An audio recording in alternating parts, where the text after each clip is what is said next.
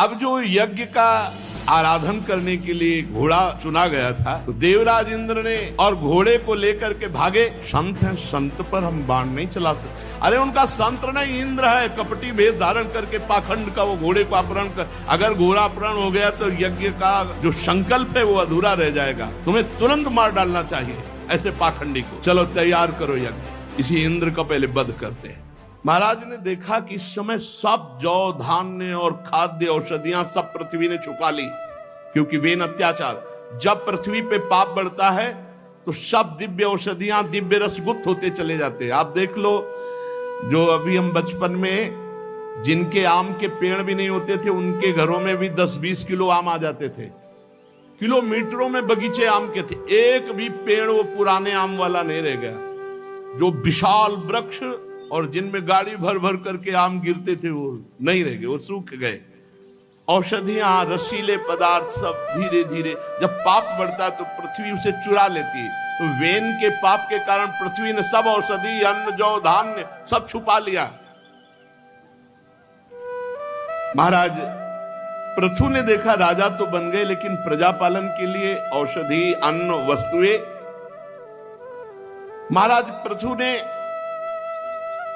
जब प्रजा का करुण क्रंदन सुना तो उन्होंने बहुत देर तक विचार किया और अंत में विचार किया कि पृथ्वी को दंड देना चाहिए, क्योंकि भगवान के अवतार है। ये अपने अंदर अन्न, रस, औषधि और सब खाने छुपा लिया है। धनुष उठाया, त्रिपुरनाशक भगवान शंकर के समान क्रोधित हुए और प्रत्यंचा खींचकर पृथ्वी को दंड देने के लिए पृथ्वी कांप उठी और गाय का रूप धारण करके आ गई। जैसे व्याध का पीछा, जैसे व्याध हरणी का पीछा कर, ऐसे ही महाराज पृथु गौ का रूप धारण किए हुए पृथ्वी के पीछे। गौ भागने लगी, जहां भी भाग कर जाने की कोशिश करती वही धनुष बाण लिए खड़े महाराज पृथु। जब गौ ने देखा कि कोई मुझे नहीं बचा सकता महाराज पृथु से, क्योंकि बचाने वाले स्वयं भगवान है और भगवान ही पृथु जी है, तो पृथु जी से कहने लगी कि देखो इसमें मेरा कोई दोष नहीं। गौ ने कहा, बहुत ध्यान से सुनो, जब कोई हमारे ऊपर पापाचरण करने लगता है तो हम सब अच्छी अच्छी वस्तुएं छुपा लेती हैं। तुम प्राणियों की रक्षा करना चाहते हो, मुझे मत मारो। धर्म का अनुष्ठान करने वाले, आप मुझे मत मारो। आप नहीं मार सकते, आप भय भर दिखा रहे हैं, क्योंकि यदि कोई अपराध भी बन जाए तो सहसा किसी का वध नहीं किया जाता। आप तो करुणावत्सल, दीन वत्सल हैं। अगर मेरा वध किया तो आप समझ लो सारी प्रजा मेरे ही ऊपर है। अगर जैसे नौका डगमगा जाए तो फिर पूरी डूब जाएगी, अगर मैं डगमगा गई तो पूरी प्रजा चली जाएगी, इसलिए आप वैसे भी मुझे नहीं मार सकते। महाराज पृथु ने कहा, मारना तो मैं भी नहीं चाहता, लेकिन मेरी प्रजा का पालन अन्न से होगा और तूने अन्न छुपा लिया है। वैसे तो यज्ञ में तेरा भी भाग, लेकिन बदले में तो मुझे अन्न, औषधि, रस नहीं देगी, तो मैं तो तुम्हें दंड दूंगा। हरी हरी घास खा जाए और दूध देने के समय यदि लात मारे तो फिर क्या ये दुष्टता नहीं है? क्या दंड नहीं देना चाहिए? फिर अनुचित है ऐसा। तुम ना समझ हो, अन्न, रस, औषधि सब अपने में छुपा लिया, प्रजा का पालन कैसे होगा? मैं अपनी प्रजा का क्रंदन नहीं देख सकता। वो दुष्ट राजा जो अपनी प्रजा का पोषण नहीं करता और नरक का भागी होता है। और तुम इस समय बड़ी गर्वीली हो, सब कुछ छुपा लिया। मैं अपने योग बल से पृथ्वी को धारण करूंगा, तुम्हारी जरूरत नहीं पड़ेगी। पृथ्वी, मैं अपने योग बल से पृथ्वी नवीन उत्पन्न करूंगा और उस पर प्रजा को धारण करूंगा और तुम्हें दंड दूंगा। महाराज पृथु को जब इस तरह क्रोधित देखा तो पृथ्वी जी ने कहा कि आप गुस्सा मत हो, आपको सामग्री चाहिए तो अब देखो मैं गौ रूप धारण किए हुई हूं, बछड़ा बनना पड़ेगा, जो चाहो वो दूह लो हमसे। अजितेंद्रिय और पापात्मा पुरुषों के लिए मैं सब कुछ छुपा लेती हूं, लेकिन जो भगवान के भक्त है, जो धर्म का पालन करते हैं उनके लिए मैं कुछ छुपाऊंगी थोड़ी, आप प्रसन्न होइए। महाराज पृथु जी ने इस बात का आदर किया। हाँ, ये बात तुम्हारी ठीक है, जितने भी रस, जितने भी जौ धान्य औषधियां, अब उनको हमें निकालना है। पृथ्वी का गौ रूप में होना तो फिर मुझे बछड़ा रूप होना, और दोहन पात्र और सारी वस्तुएं पृथ्वी से निकालना, यही अभीष्ट होगा। और राजन, पृथ्वी ने कहा, राजन मैंने अपनी समतल भूमि को भी छुपा लिया, उबड़ खाबड़ कर दिया, ऊसर भूमि कर दिया है, ये होता चला जाएगा। उपजाऊ भूमि नष्ट होती चले, जैसे जैसे पाप बढ़ेगा वैसे वैसे रसदायी फल अंतर्ध्यान हो जाएंगे, औषधियां अंतर्ध्यान हो जाएंगी, अन्न कम होने लगेगा और भूमि उपजाऊ नहीं होनेगी। ये भूमि सजीव चैतन्य घन है, कोई जड़ नहीं है। पृथ्वी के कहे हुए बात पर महाराज प्रार्थना की पृथु जी ने कि सबसे बढ़िया बछड़ा महाराज मनु जी। महाराज मनु जी को बछड़ा बनाया और अपने हाथ से पृथ्वी का दोहन किया। सब प्रकार के अन्न, जितने अन्न हैं वो सब प्रकार के अन्न, और वसुंधरा से जितनी जितनी चीजें उन्होंने संकल्प की वो सब प्रकाशित, रत्नों की खान, अमृतमयी औषधियां, अमृतमय अन्न फल सब प्रकट हो गए। फिर पृथु जी ने बृहस्पति जी को बछड़ा बनाया और वैदिक सिद्धांत, मनवाणी को वश में करने की शक्ति, ये सब वेद रूपी पवित्र दूध दुहा। फिर देवताओं ने इंद्र को बछड़ा बनाया और अमृत, वीर्य, ओज, शारीरिक बल ये प्राप्त किया। फिर प्रहलाद जी को बछड़ा बनाया और उससे आशव रूपी दूध दुहा। गंधर्व अप्सराओं ने विश्वावसु को बछड़ा बनाया, कमल रूप पात्र में संगीत, माधुर्य, सौंदर्य दुहा। पितृगण आर्यमा ने पितृश्वर को बछड़ा बनाया और श्राद्ध पूर्वक काव्य, जो पितरों को अन्न अर्पित किया जाता है, वो दुहा। कपिल देव जी को बछड़ा बनाकर आकाश रूपी पात्र में अणिमादि सिद्धियां और विद्याधरों ने आकाश गमन आदि विद्याओं को दुहा। फिर मैदानों को बछड़ा बनाकर अंतर्ध्यान होना, विचित्र रूप धारण कर लेना, संकल्पमयी स्थिति प्रकट कर देना, ये दुहा। इस प्रकार भूतनाथ रुद्र को बछड़ा बनाकर कपाल रूपी पात्र में रुधिरासो रूप दुग्ध दुहा। फिर फन वाले सांप, बिना फन वाले सांप, नाग और बिच्छू विषैले जंतुओं ने तक्षक को बछड़ा बनाकर विष रूपी दूध दुहा। पशुओं ने नंदकेश्वर को बछड़ा बनाकर खूब तृण घास आदि रूप दूध दुहा। ऐसे ही सबके उपयोगी पदार्थ जितने भयभीत पृथ्वी से सब दुहे महाराज पृथु ने। भिन्न भिन्न प्रकार की वस्तुएं प्राप्त की। अब तो पृथ्वी सर्व काम दुहा हो गई, चारों तरफ आनंद ही आनंद छा गया। सुंदर सुंदर खाने प्रकट होने लगी, रत्न की, अष्टधातुओं की, सब कुछ है इसी पृथ्वी में। ढेर सारा वैभव छुपा हुआ है।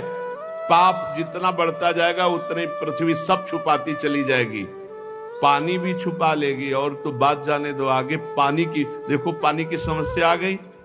पहले कुआं का जो जल था उसमें ऐसी पौष्टिकता होती थी कि मतलब बहुत सी वस्तुएं जो हमें चाहिए वो कुआं के जल में होती थी।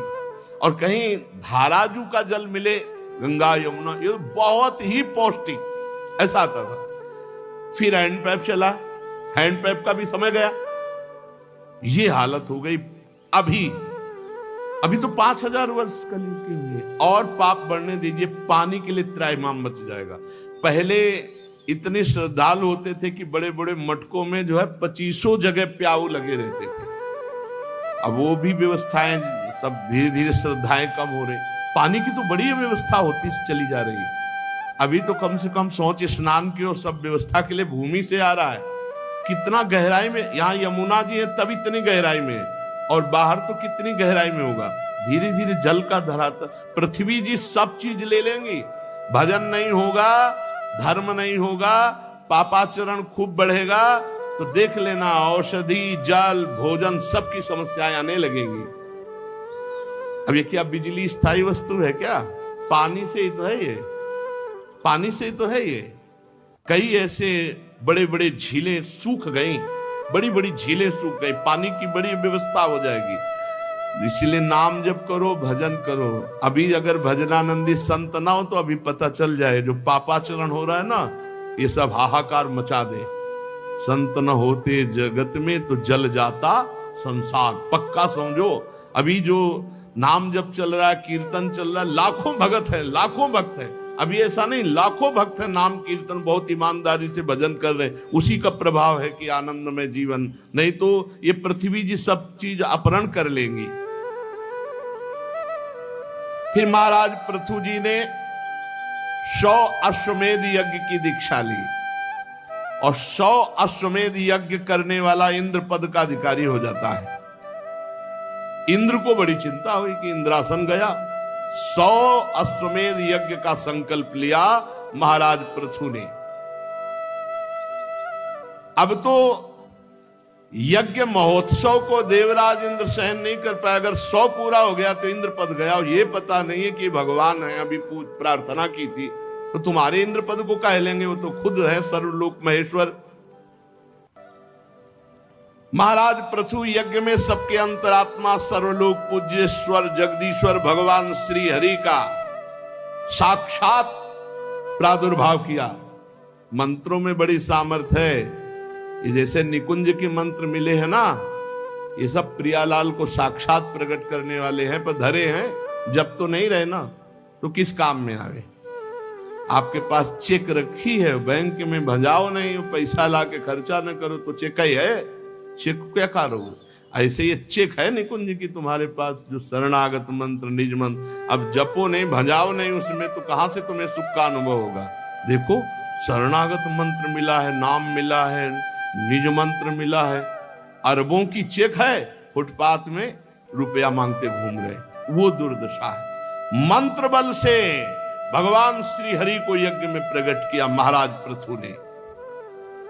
भगवान ब्रह्मा जी, भगवान देवादिदेव महादेव, समस्त लोकपाल सबको यज्ञ में।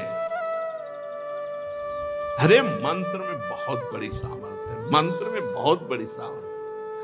वो मंत्र जो प्रियालाल को अधीन करने वाले वही सब मिले, पर दुर्भाग्य है अब भजन नहीं करोगे, जपोगे नहीं, उसको हृदय में प्रकाशित नहीं करोगे तो कैसे।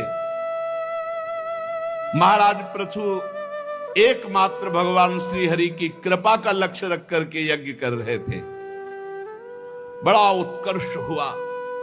देवराज इंद्र को बहुत घबराहट पैदा हुई कि यज्ञ में विघ्न डालना चाहिए, नहीं अगर ये पूरी यज्ञ हो गई तो ये इंद्र पद ले लेंगे। उसको यही डर बना रहता है।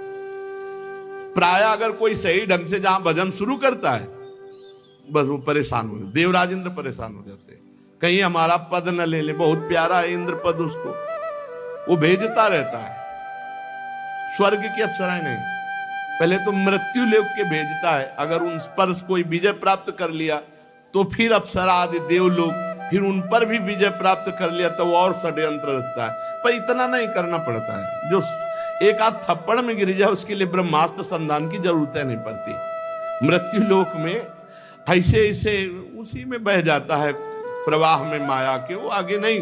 कोई बिरला ऐसा है, जैसे विश्वामित्र जी ने हिम्मत की, सब भोगों को छोड़कर भजन में लगे तो मेनका को भेज दिया। देखा कि नीचे के लोगों से तो गिरेंगे नहीं, तो मेनका को भेज दिया। अब वहां भूल गए, बहुत विचित्र भगवान के। देवराज इंद्र डरता रहता है। साधक थोड़ा सा व्रत उपवास करे कि विघ्न डालने के लिए तैयार हो जाता है। देवराज इंद्र भयभीत हो जाते हैं, उसी अनुसार भेजते। देवता गोस्वामी जी लिखे जो ही आप सही ढंग से चलना शुरू करोगे, इंद्री द्वार झरो खन्नाना, बैठे देवता कर कर थाना, आवत देखें विषय बयारी, तुरते दे की वाड़ उघारी। तो देवता लोगों ने विचार किया कि अब कैसे विधान बने, तो उनका जरूरत नहीं है, तुम नियम लगाए रहो, हम नियम के अंतर्गत पोल पैदा कर देंगे। वहीं से इंद्रियों को भ्रष्ट करने का मान। बड़ा विचित्र भगवान का। देवराज इंद्र को बड़ी घबराहट, जब कोई भगवत मार्ग में चलता है तो देवराज इंद्र को बड़ी घबराहट होती है कि ये हमारा जो है कहीं इंद्रासन न ले ले। अब जो यज्ञ का आराधन करने के लिए घोड़ा चुना गया था, तो देवराज इंद्र ने घोड़ा अपहरण कर लिया और अपहरण किया पाखंड वेश धारण। पाखंड कहते पाप का खंड। वेश था धर्मात्मा का। देखो पाखंड का मतलब क्या होता है? भेष है धर्मात्मा का, आचरण है दुरात्मा का, उसी को पाखंडी कहते हैं, उसी को पाखंड कहते हैं। और घोड़े को लेकर के भागे तो अत्रि ऋषि की दृष्टि पड़ गई। उन्होंने महाराज पृथु के पुत्र से कहा, पकड़ो ये पाखंडी घोड़े को लिए जा रहा है। अरे खड़ा रहे दुष्ट रुक जा। पर महाराज पृथु पुत्र ने देखा कि भेष संत का, सुंदर जटाएं, भस्म धारण किए हुए वस्त्र, साधु का, हाथ जोड़ लिया और लौट कर आए और अत्रि जी से कहा कि महाराज वो तो संत है, संत पर हम बाण नहीं चला सकते। अरे उनका संत नहीं, इंद्र है, कपटी भेष धारण करके पाखंड का वो घोड़े को अपहरण कर। अगर घोड़ा अपहरण हो गया तो यज्ञ का जो संकल्प है वो अधूरा रह जाएगा, तुम्हें तुरंत मार डालना चाहिए ऐसे पाखंडी को।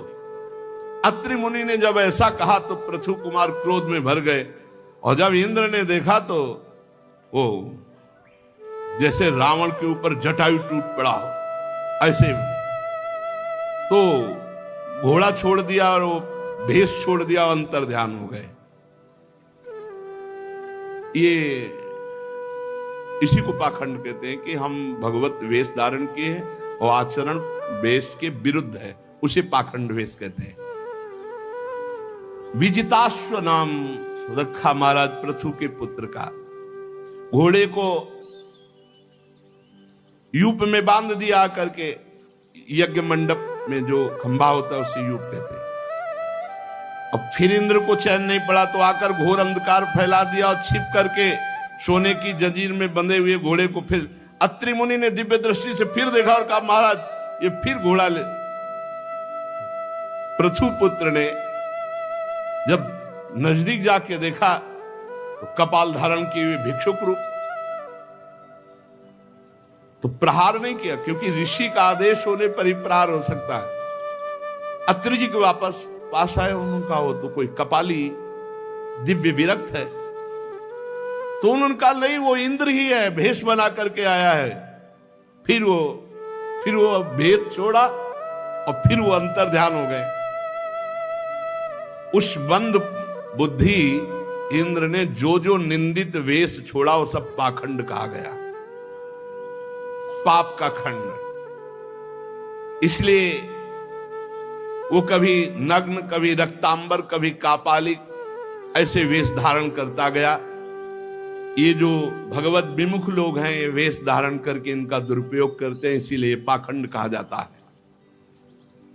महाराज जब पृथु को ये पता चला कि बार बार देवराज इंद्र ऐसा, वो जितने वेश धारण किए वो सब पाखंड रूप, मतलब वही वेश धारण करके क्रोध धारण किया महाराज पृथु ने के पाखंड फैला रहा है, बार बार घोड़े का अपहरण कर रहा है।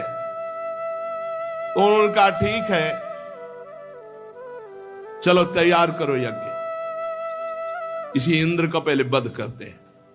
मंत्रों में बड़ी सामर्थ्य है।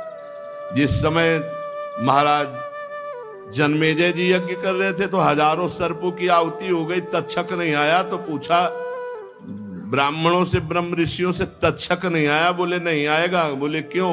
बोले देवराज इंद्र के पावे में लिपटा हुआ। तो बोले मंत्रानुष्ठान करो, मैं देवराज के सहित इंद्र के सिंहासन सहित स्वाहा बोलो। बोले आज्ञा करो। संकल्प लिया और जे ही मंत्र उच्चारण किया तो देवराज इंद्र तो कूद गए, पर इंद्रासन सहित तक्षक चीखता हुआ आकाश में आ गया। उसी को वो आस्तिक मुनि ने दान में ले लिया, इसलिए वो बच गया। मंत्रों में बड़ी सामर्थ्य पहले थी, अब भी है, लेकिन उनको जागृत करना मुश्किल। बहुत बार इस इंद्र को रोका गया, लेकिन समझा नहीं दे। इसके वध की तैयारी करो। यज्ञ दीक्षा ले लेने पर शास्त्र विहित किसी का वध करना उचित नहीं है। इस यज्ञ कार्य में विघ्न डालने वाला आपका शत्रु इंद्र तो आपको सुयश से ही मारा गया, निस्तेज है। महाराज आप आदेश करोगे तो फिर हम हवन में स्वाहा बोलते ही देवराज इंद्र को भस्म कर देंगे। यह कितनी मंत्रों में त्रिभुवनपति देवराज इंद्र को, जबकि अग्नि उनके नीचे है, उनका आदेश पालन करते हैं, पर कह रहे हैं हम अमोघ मंत्र के द्वारा यही बुलाकर उनको देवराज इंद्र को भस्म कर देंगे स्वाहा। तो जैसे आहुति नहीं होती ऐसे भस्म हो जाएंगे देवराज। महाराज पृथु ने कहा करो आवाहन, करो स्वाहा। बहुत उपद्रव कर रहा है देवराज इंद्र। जे भी मंत्र पढ़ना शुरू किया तो ब्रह्मा जी आ गए। भाई ऐसा लगा देवराज इंद्र को स्वाहा बोल दोगे? ऐसा नहीं, आज तक ऐसा किसी याज्ञ के लिए नहीं किया, ऐसा ना करो। ब्रह्मा जी ने वो संकल्प, तुम्हें इंद्र का वध नहीं करना। ये इंद्र यज्ञ के प्रधान देवता है, आप देवता ही को भस्म कर दोगे। आप यज्ञ में इंद्र को जो मारना चाहते हैं वो मत मारे। ब्रह्मा जी ने, कितनी सामर्थ्य मंत्रों में। इंद्र क्या भगवान अधीन हो जाते हैं, भगवान पीछे पीछे डोलते हैं। अब मंत्र मिल गया तभी तो कहा जाता है गुरु ने जो दे दिया उससे बढ़कर हमारे पर कुछ गुरु को देने के लिए नहीं, क्योंकि गुरु ने इष्ट को अधीन करने वाला मंत्र दे दिया। अब भजन ही नहीं है तो क्या होगा बताओ? भजन नहीं तो क्या, जब जप नहीं तो क्या होगा? महाराज इंद्र ने बड़ा पाखंड पैदा कर दिया। ये जो वेश बनाए हैं, ये पाखंडी लोग इस वेश का आश्रय लेकर बड़ा पापाचरण करेंगे। अब इंद्र का भय भी जाता रहे और आप भी प्रसन्न रहें। महाराज पृथु आप 100वीं यज्ञ पूर्ण मत करें, 99 रहने दें।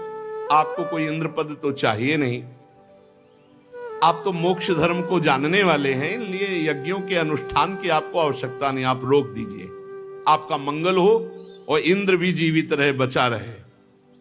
गजब है, भगवान के मंत्रों में कितनी सामर्थ्य है कि इंद्र को भी स्वाहा बोलने की तैयारी हो गई थी। स्वाहा हो जाता देवराज इंद्र। भगवान ब्रह्मा जी ने समझाया ये यज्ञ रहने दो, 100वीं यज्ञ पूर्ति मत करो, 99 रहने दो, यज्ञ बंद कर दो। अब संसार में बहुत से लोग इंद्र के द्वारा धरे हुए पाप के खंड पाखंड को खींचते हुए अपने ऊपर धारण करेंगे और भगवान से विमुख आचरण चलाएंगे। इसलिए बड़ा विचित्र है, नहीं समझ में आता कि क्या पाखंड है, क्या सत्य मार्ग है। बिना भगवत प्रेमी महात्माओं के, ब्रह्मबोध महात्माओं के समझे में नहीं आता। ये इंद्र के द्वारा रचे हुए जो पाखंड पथ हैं, ये अधर्म से युक्त हैं, इनको कभी धारण नहीं करना चाहिए। लोक गुरु भगवान ब्रह्मा जी ने महाराज पृथु को ऐसा समझाया। फिर देवराज इंद्र को बुलाया और कहा मित्रता करो पृथु जी से। पृथु जी से उन्होंने आकर के क्षमा मांगी, मित्रता की। समझो देवराज इंद्र आके क्षमा, भगवत आराधना में बड़ा बल है। ऐसा ना समझो कि तुम सबको, किसी को भी साधन में लगोगे, देवता कहीं बाहर नहीं, यहीं बैठे हुए सब देवता। अगर नाम जप है, भगवान के आश्रित हो तो कोई नहीं बिगाड़ सकता। नहीं तो बहुत है नौटंकी नाटक माया के हैं, ऐसी जगह फंसा देते, निकलना मुश्किल है। हर समय नाम पहारू दिवस निशि। हमारी प्रार्थना मान लो, हमारा सत्संग का प्रारंभ मध्य अंत, हर प्रश्न का उत्तर प्रारंभ मध्य अंत नाम है। कलयुग केवल नाम आधारा। नाम जप करोगे कोई भी आपको परास्त नहीं कर सकता। नाम जप नहीं करोगे तो बड़े बड़ों की सत प्राप्ति में वो विघ्न डालने वाले दैवी शक्तियां, देवता हैं। ये बहुत विचित्र है, बहुत विचित्र। बहुत सावधानी से चलो, बड़ा आकर्षण है। आपको लगेगा सुखी हो जाएंगे, महादुखी हो जाओगे। विषय चुगा जिन चुगय मन, इस पर ध्यान दीजिए, इसको लिख लीजिए, इसको याद कर लीजिए। विषय चुगा जिन चुगय मन, चुगत कछुक सुख होए, फिर फांसी ऐसी परे ते सम दुखम। भगवत विमुख हो जाओगे, भगवान का मार्ग ढक जाएगा, फिर क्या जीवन का लाभ। ब्रह्मा जी ने देवराज इंद्र और महाराज पृथु से संधि करा ली। महाराज ने सबको खूब दान मान से संतुष्ट किया। जब ब्रह्मा जी की बात मान गए कि अब हम 99 यज्ञ ही रहने देंगे, सवा पूरा नहीं करेंगे, उसी समय भगवान प्रकट हो गए और भगवान ने कहा कि तुमने ब्रह्मा जी की बात मान ली, 100 यज्ञ से जो होना था वो हो गया। तुमने क्षमा कर दिया देवराज इंद्र को। जो किसी से द्रोह नहीं करता, सब में सद्बुद्धि सद्भावना करता है, मैं स्वयं बिना बुलाए प्रसन्न होकर प्रकट हो जाता हूं। सबसे बड़ी आराधना है किसी को भी मन वचन से दुख न पहुंचावे, किसी के साथ छल कपट न करे, भगवान का नाम जप करे, भगवान बिना बुलाए आ जाएंगे। भगवान कह रहे हैं माया मोहित जो जीव हैं वो नहीं समझते। बहुत दिनों तक ध्यान से सुनना, बड़े बड़े महापुरुष ज्ञानी जनों की सेवा का भी फल उनको केवल श्रम ही हाथ लगता है। जो छल कपट करते हैं, इस बात को पकड़ लो। ये कोई ना समझो कि महापुरुष की सेवा में है तो उद्देश्य क्या है उसका, छल कपट कर रहा है, कुछ हाथ नहीं लगेगा। याद लिखा हुआ है, यदि कोई माया मोहित होकर के छल कपट करता हुआ बहुत दिनों तक ज्ञानी महापुरुषों की सेवा करे तो केवल श्रम ही श्रम हाथ लगेगा। पुरुषा यदि मुह्यंती त्वादृशा देव मायया, श्रम एव परम जातो दीर्घया वृद्ध सेवया ज्ञान वृद्ध। यदि आप माया मोहित होकर छल कपट करते हुए ज्ञानी जनों की भी सेवा करो तो आपके हाथ में केवल श्रम ही श्रम लगेगा। अविद्या वासना कर्मों का पुतला है शरीर, इसको जो मैं मानता है, इसमें जो भोगों में सुख समझता है, वो ज्ञानवान पुरुषों के समीप भी रहते हुए लाभ नहीं ले पाएगा। उनकी आज्ञा पर चलना होता है, उनके प्रति समर्पण होता है, दिखावा नहीं होता है। भगवत प्रेमी महात्मा या संत या भगवान की श्री विग्रह की सेवा तभी सफल होती है। भगवान कपिल देव जी अपनी सेवा के लिए कहते हैं, यदि कोई मेरे श्री विग्रह की सेवा करता है और बाहर छल कपट द्वेष करता है, मैं इस सबकी आत्मा के रूप में हूं, उसकी सेवा ऐसी जैसे राख में किया हुआ हवन, कुछ नहीं। ऐसा होना तो फिर क्या, मनमानी आचरण बहुत है, पर्याप्त है। नहीं, मन को मार करके सेवक सुख चाह, मान भिखारी सेवक को सुख, बिल्कुल विपरीत बात है।